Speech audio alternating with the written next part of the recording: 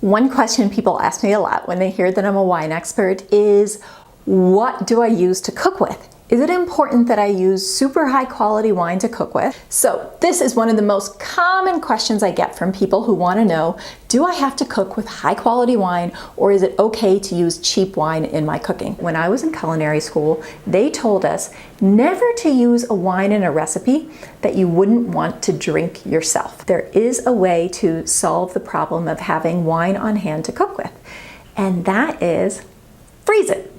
I bet you didn't know you could freeze wine, do you? Well, I learned this trick from a winemaker friend of mine, Anna, and she told me basically that she freezes wine all the time as samples, that she wants to be able to check in with one of the wines that she's making later on, and so she'll just freeze it and she'll go back and she'll taste it.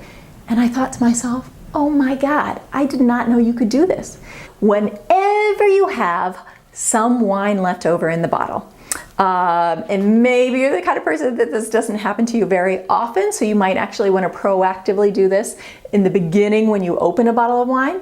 But take your wine and put it into ice cube trays. So each ice cube in a typical ice cube tray is 1 ounce of liquid.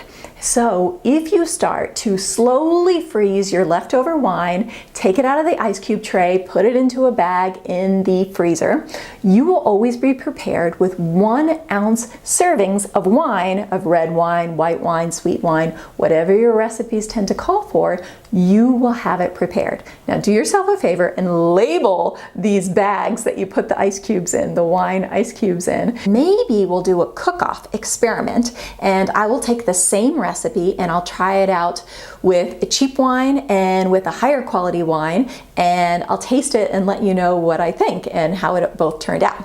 So if you'd like to see that experiment done, reply yes in the comments below and I will do something like that. And don't forget to subscribe to my videos so that you can come back and get another video every single week that's going to help you live the kind of life you want to.